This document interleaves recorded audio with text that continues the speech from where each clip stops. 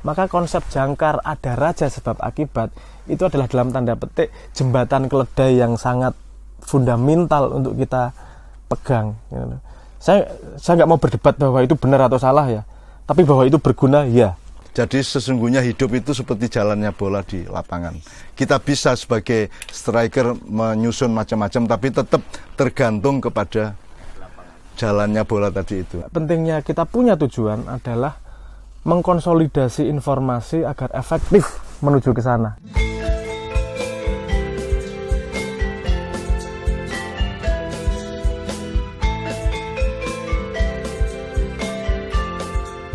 Assalamualaikum warahmatullahi wabarakatuh. Waalaikumsalam warahmatullahi wabarakatuh. Helmi sama Sabrang dan semua teman-teman Ma'iyah dan siapa saja yang bersama kami saat ini.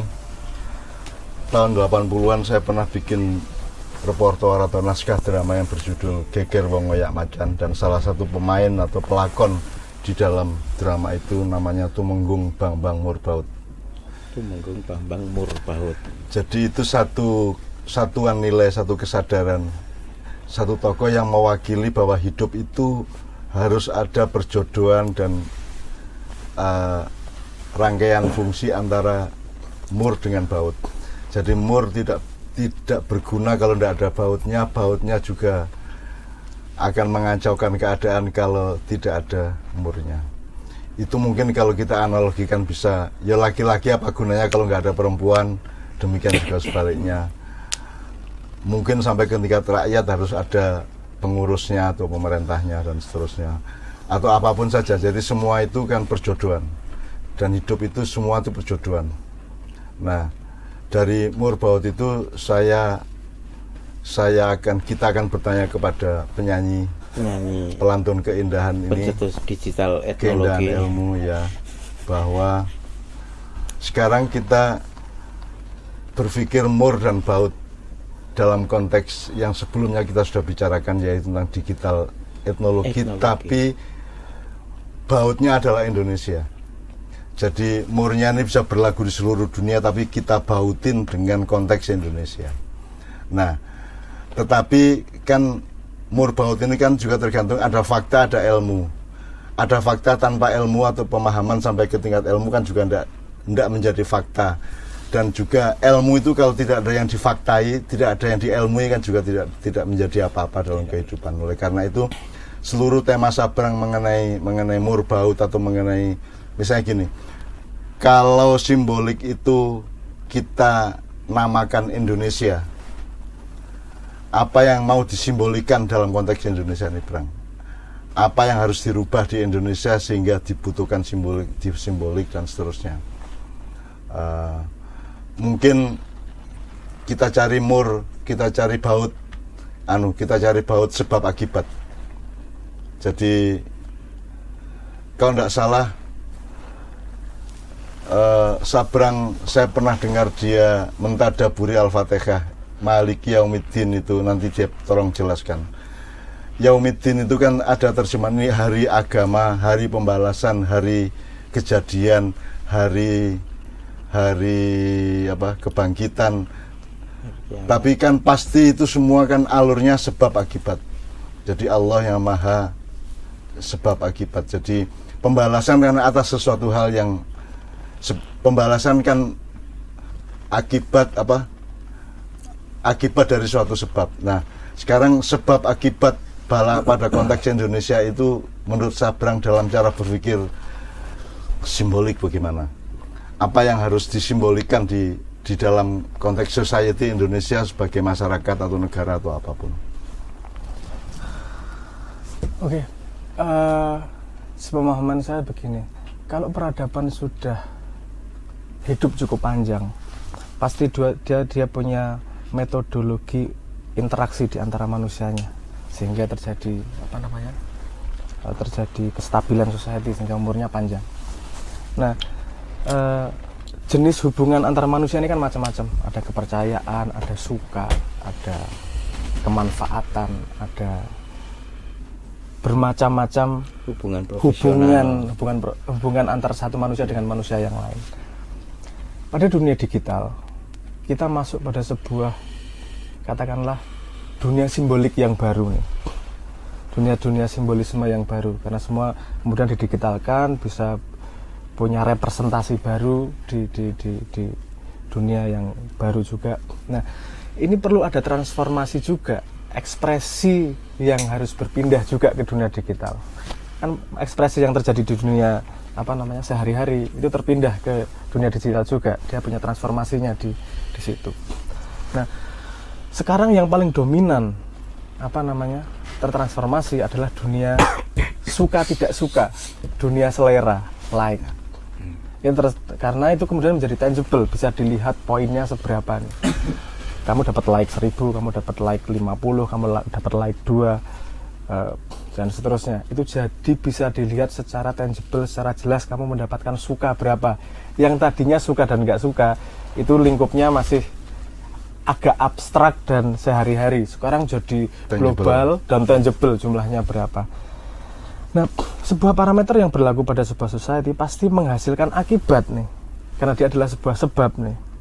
Nah, kalau sekarang orang kemudian menjadi narsistik, melakukan segala sesuatu hanya demi mendapatkan banyak like, itu perilaku natural akibat dari tangibilitas ekspresi dari like atau selera tersebut.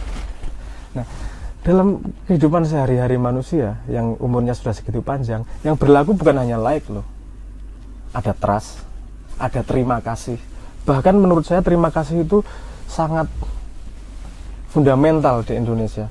Saking gini. Dalai Lama apa ya yang ngomong? Saya lupa. Tapi ada salah satu tokoh agama yang mengatakan dia belajar luar biasa dari Indonesia, belajar terima kasih. Ya, saya kasih referensi. Saya di Belanda 2 tahun ya. Saya bergaul dengan pendeta, pastor, dosen-dosen, profesor, teman-teman biasa, LSM dan seterusnya. Dan kebiasaan saya adalah bilang dankjewel atau thank you. Sampai mereka risih.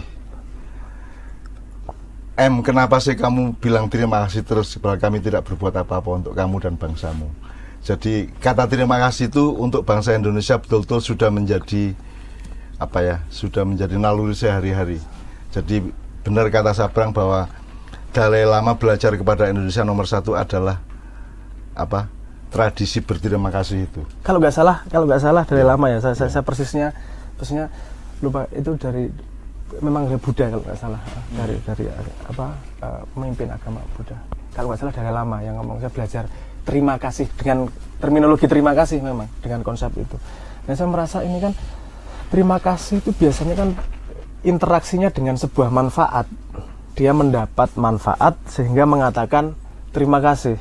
Sementara transformasi ini pada dunia yang baru, ini belum tangible ini. Terima kasih masih diekspresikan sebagai like, tidak terpisah. Kan seharusnya terpisah nih. Aku percaya, aku suka, dan aku dapat manfaat. Ini kan ekspresi yang terpisah, sehingga kita rancu-rancu nih. Anggapannya kalau yang like-nya banyak, disukai oleh orang banyak, berarti orang yang terpercaya. Belum tentu. Misalnya kamu suka sama orang karena nyanyinya bagus, belum tentu kamu percaya dia untuk urusan virus loh. Nah kan itu ekspresi yang berbeda. Nah, kerancuan parameter ini menghasilkan akibat respon yang rancu juga kemudian. Nah, balik ke digital etnologi, kalau modal kita utama nalurinya adalah terima kasih, berarti berlomba dalam manfaat. Ini sinkron nih antara konsep agama sama konsep budaya kita. Ini transformasi ke dunia digitalnya mana nih? Kok kita masih dominan sama like nih? Like boleh, selera boleh, nggak masalah. Tapi beda loh dengan yang manfaat. Makanan yang disukai dan makanan yang bermanfaat itu sama sekali berbeda itu konsepnya. Yang makanan menyehatkan sama makanan yang membuat seleramu tinggi beda konsepnya dan punya akibat yang berbeda pada tubuhmu. Sehingga interaksi yang berdasarkan parameter like tangible dengan parameter manfaat tangible, terima kasih sebagai tangible, itu akan menghasilkan sebuah society yang berbeda, menghasilkan sebuah interaksi dan output yang berbeda sebagai akibat dari sebab tersebut. Tadi kan saya mengandaikan kata simbolik itu diganti Indonesia. Jadi sebab akibat like apa tidak atau dislike segala macam manfaat tidak. Kalau dari filosofinya kan ada senang tidak senang, ada baik dan buruk, ada setuju tidak setuju, ada benar salah, ada mulia dan hina, ada macam-macam itu Bang ya. Nah, sekarang diwakili oleh dunia digital dengan satu satuan atau idiom yang sangat relatif yang namanya like. Like itu tidak berarti setuju, tidak berarti bermanfaat, tidak berarti kan gitu. Nah, sekarang kalau memang jadi Indonesia ini kan mengalami kegugupan. Kita ini dunia analog dan manual saja belum beres ya. Tiba-tiba kita diserbu oleh mekanisme digital. Terus dengan salah satu ujung tombak yang namanya like tadi itu. Nah, sekarang kita membayangkan sebenarnya kalau pilpres itu mbak sudah setiap calon presiden bikin akun apa Twitter, apa Facebook, apa Instagram atau web sekalian segala macam atau blog minimum gitu ya. Terus presidennya adalah yang paling banyak like-nya kan juga bisa kalau memang dipercaya loh. Kalau memang like itu sesuatu yang dipercaya secara kebangsaan, kenapa tidak lewat situ saja daripada habis-habisan ngeluarin biaya untuk memilih presiden? Mbak sudah di jumlah saja dilihat saja angka like-nya berapa itu yang jadi presiden misalnya. Kalau memang like itu something substansial ya. Kalau memang like itu sesuatu yang mendasar gitu ya. Nah kita kan kebingungan antara kita like tapi juga tidak benar-benar memanfaatkan like dan percaya kepada like kan begitu. Nah sekarang kita berada di dalam ketidakpastian dan kebingungan di dalam lingkup relativitas like dislike tadi itu. Sementara kita belajar ada dimensi yang lain. Misalnya saya suka makanan tidak berarti makanan itu bergizi atau sehat. Jadi seneng sama sehat kan sesuatu yang sangat berbeda dengan segala akibat-akibatnya berantai-rantai. Nah yang kita tanyakan kepada Sabrang adalah apa yang bangsa Indonesia kasih like tertinggi tetapi sebenarnya tidak tangible terhadap manfaat hidupnya gitu Bang. Jadi karena like tadinya adalah keputusan affectionate ya, keputusan emosional bahwa aku seneng lah, keputusan seneng. Itu bukan berarti harus hilang ya, itu nggak masalah. Tapi cuma kita tempatkan pada tempat yang tepat. Kalau itu dirancukan dengan kepercayaan terhadap sebuah parameter yang lain, parameter kepercayaan misalnya, kita jadi punya rancu gini, nabrak sama konsepnya. Misalnya Kanjeng Nabi pernah ngomong intinya gini, serahkan sesuatu kepada yang bukan ahlinya, maka tunggu kiamatnya. Yang kita sukai belum tentu ahli di bidangnya, Itu nomor satu. Nomor dua, belum tentu kalaupun kita menganggap ahli, belum tentu kita cukup kompeten untuk melihat bahwa dia ahli. Iya. Jadi ada berlapis-lapis. Ada berlapis-lapis level abstraksi gitu. Saya untuk menilai siapa orang kesehatan yang paling ahli, saya pasti tidak mampu karena saya tidak tahu dunia kesehatan. Makanya dalam satu titik juga perlu itu tadi yang namanya homofili. Etnis berdasarkan yang dipilih tadi itu loh. Etnisku yang pemancingan, etnisku di fisika misalnya. Karena orang-orang yang suka mancing itu yang paling tahu siapa ahli mancing. Jadi kalau saya tanya, saya kemudian tidak tahu apa-apa soal mancing dan saya pengen belajar mancing, saya akan masuk ke etnis itu dan nanya nanti siapa yang ahli. Yang ahli akan kelihatan dan saya belajar dari yang ahli di posisi itu. Karena yang bisa menilai ahli itu adalah yang tahu dunianya juga, ada level itu juga. Berarti simbolik itu mencoba membuka ruang untuk berbagai macam dimensi sebab akibat itu ya. Jadi tidak hanya kamu suka apa tidak suka, tapi juga kredibel apa tidak, tangible apa tidak, manfaat apa tidak, benar apa tidak, baik atau tidak dan seterusnya. Jadi kenapa simbolik itu harus ada? Karena kita membutuhkan pertimbangan yang lebih spesifik daripada cuman like. Iya. Ini dulu mungkin ketika dunia digital masih sebagai sampingan fun, itu no problem tuh urusan like. Tapi kita sekarang mempertimbangkan informasi sudah primer dari dunia internet deh. Ini primer nih, pertimbangan input primer nih. Dan kalau kita mengangkerkan, dalam bahasa psikologi kita mengangkerkan kebenaran sebuah informasi berdasarkan jumlah like, dangerous nih, bahaya nih, karena urusan selera. Dan itu kan dalam tanda petik mudah dimanipulasi juga. Sehingga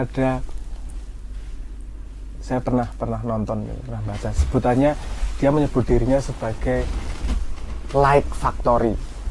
di Cina itu ada Lake Factory. Jadi ada 2 komputer terkonek dengan 2000 HP. 2000 HP loh. Ada bayangan 2000 HP yang masing-masing punya 10 akun. Berarti 20.000 akun yang kalau satu post dia like 20.000 like. Ini yang cuma satu komputer yang bisa yang bisa menghasilkan 20.000 like. Betapa terdistorsinya pandangan kita terhadap dimanipulasi oleh alat ya. Dimanipulasi oleh alat. Itu kalau untuk urusan lotek sih aku urusan lah. Urusan selera nggak masalah. Tapi kalau untuk urusan presiden, agama, urusan kebenaran informasi tentang COVID, keadilan, yang kita memang butuh informasi yang keluar dari paling ahlinya. Kita nggak ngomong yang paling benar ya, karena lagi-lagi abstraksi kebenaran juga susah juga. Tapi pasti orang yang ahli ngomong itu bobotnya lebih tinggi daripada yang nggak ahli. Kita perlu tahu itu informasi seperti Brang, itu. kalau dikaitkan dengan Al-Fatihah yang ditadaburi Sabrang, gimana itu? Maliki Yaumiddin. Saya membaca Maliki Yaumiddin itu adalah raja sebagai sebab akibat. Jadi sebab akibat itu kan nggak nunggu akhirat ini 1 menit kemudian pun terjadi sebab akibat dari apa yang kita lakukan sekarang. Dan untuk sesuatu yang di luar kita, sebab akibat kan faktornya kan sangat kompleks. Tidak hanya 1-2 faktor yang bisa kita hitung. Itu faktor dari yang terkecil di dalam loron das titik atau tidak, sampai faktor di luar ada angin besar atau tornado atau tidak, itu mempengaruhi koordinat waktu kita ngapain pada koordinat waktu tersebut. Dan ini kompleksitas yang segini luas kan tidak mampu diantisipasi oleh kesadaran manusia yang hanya sedikit nih. Makanya kepercayaan gantolan terhadap yang maha, jadi raja dari sebab akibat ini jadi fundamental. Bukan lagi kita boleh percaya bahwa yang kita lakukan itu 100% menghasilkan akibat, tapi faktanya ketika akibat terjadi itu didukung oleh akibat-akibat yang tidak kita hitung sebelumnya. Jadi sebenarnya sebab akibat itu selalu berlangsung rasional ya? Selalu berlangsung rasional, cuman komponennya yang kita tidak menguasai. Tidak menguasai karena jadi kadang-kadang kita merasa ini tidak rasional karena ada komponen yang kita tidak hitung, yang tidak kita lihat, tidak kita sadari dan seterusnya. Jadi Maliki Yaumiddin itu ternyata adalah urusan seluruh peradaban itu ya. Bahwa apapun yang kamu lakukan, jangankan sebagai presiden, sebagai individu, sebagai kepala rumah tangga, sebagai seseorang teman, atau sebagai pelanggan di sebuah kafe, atau sebagai apapun, itu selalu terjadi rasio sebab akibat yang tidak pernah berhenti dan tidak harus menunggu waktu yang lama. Tergantung kasusnya kan. Tergantung kasusnya, ada pendek, menengah, ada panjang, ada retro yang balik. Tapi kalau balik ini konsepnya agak ruwet ini karena berlawanan dengan intuisi kita yang waktu itu kan maju. Sebab akibat kan biasanya nempelnya sama waktu. Nah, ilmu sebenarnya tidak punya kesanggupan yang mencukupi ya, Brang ya. Maksud saya ilmu itu apa yang bisa dihitung oleh akal manusia, oleh otak manusia itu. Otak manusia terbatas. Saya tidak mengatakan kalau mampu itu sudah pasti tidak mampu, ilmu bisa menangkap semuanya. Ini bukan pendapat, ini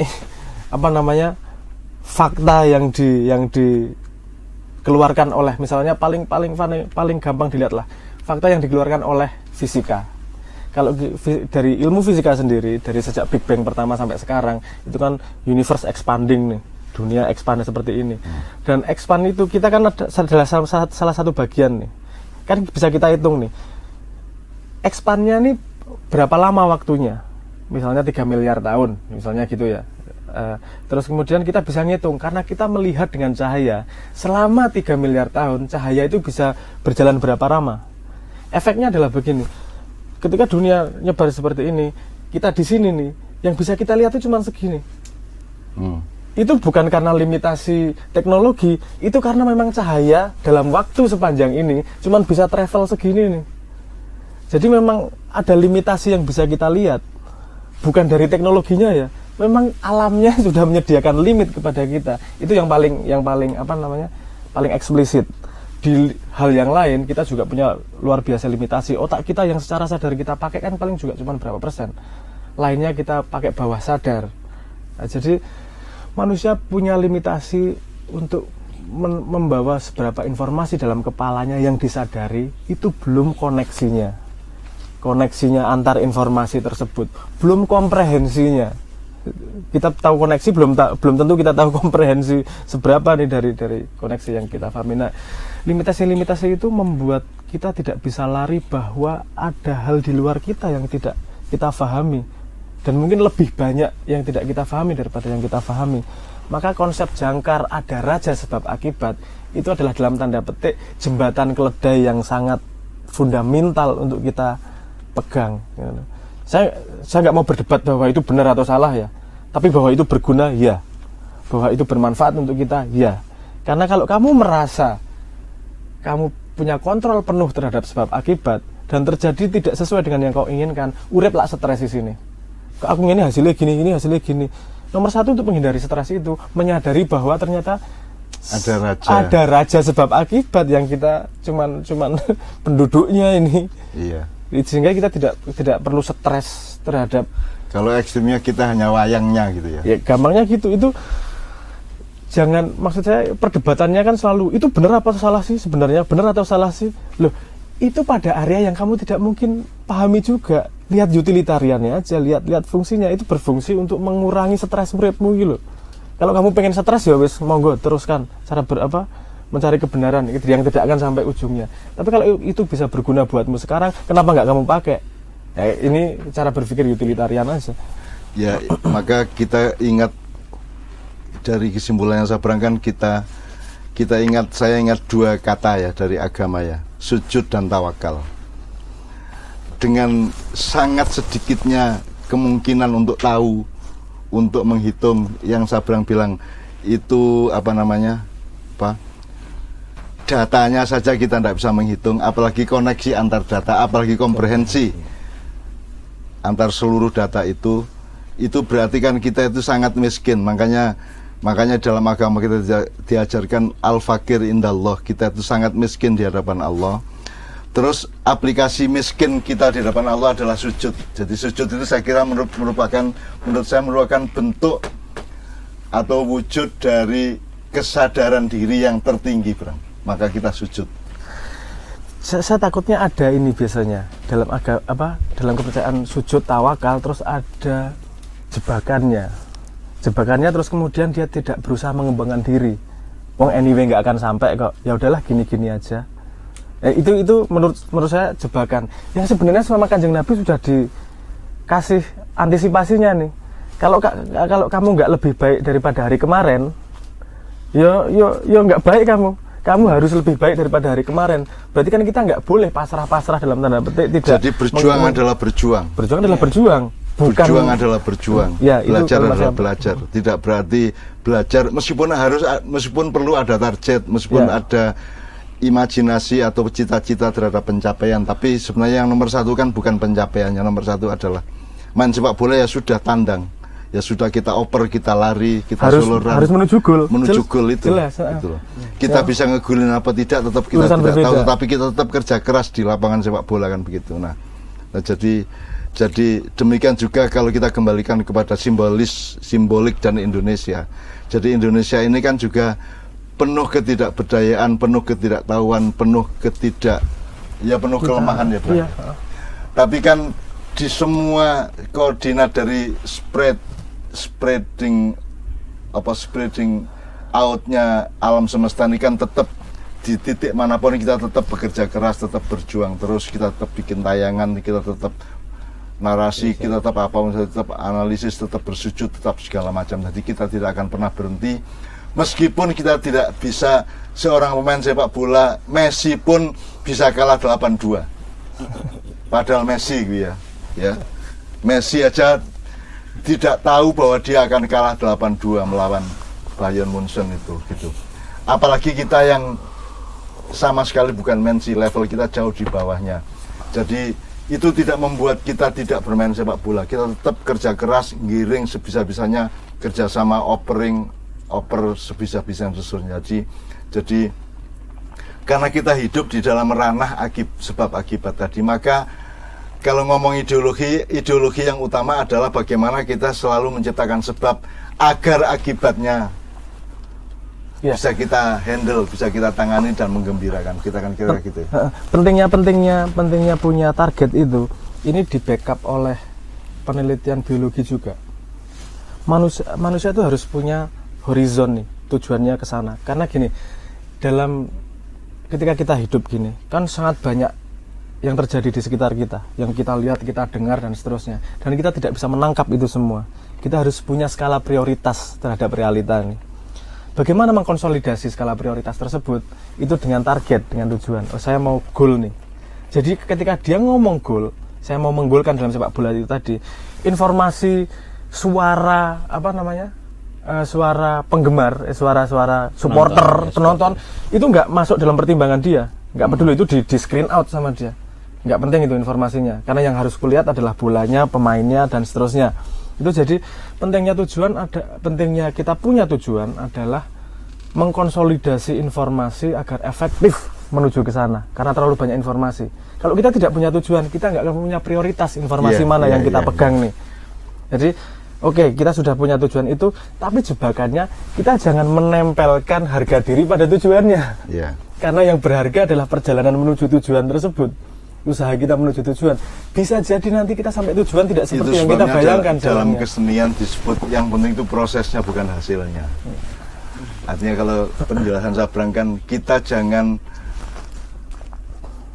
rebah 100% pada gawang yang akan kita tuju, tapi rebahnya dan etos kita adalah pada daya juang terus-menerus untuk menuju goal itu. Tapi sampai apa tidak pada goal itu tidak menentukan harga diri kita atau apapun tadi yang ini dalam level pandang personal ya, dalam pandang personal menghadapi hidup seperti itu. Ada sudut pandang berbeda juga. Saya pengen ngomong counternya aja sekalian agar kita kita komprehensif melihatnya.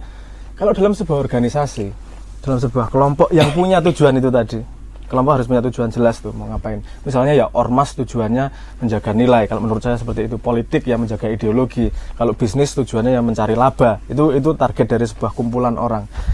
Terus kemudian kan ada komponen orang-orang di dalamnya yang mengerjakan hal-hal yang berbeda nih, Nah kalau dalam posisi kamu adalah sebagai orkestrasi banyak, sampai pada yang ditujukan, pada yang dituju itu juga menjadi prioritas yang penting itu.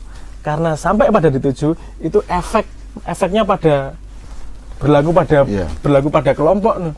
Kamu nggak bisa menjadi pekerja dalam sebuah kelompok tertentu, kamu targetnya melakukan itu terus yang penting saya usaha, nanti sampai atau tidak sampai soal keberuntungan.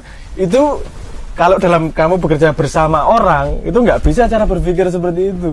Cara berpikirnya harus sampai nih. Makanya jangan pakai target yang terlalu besar.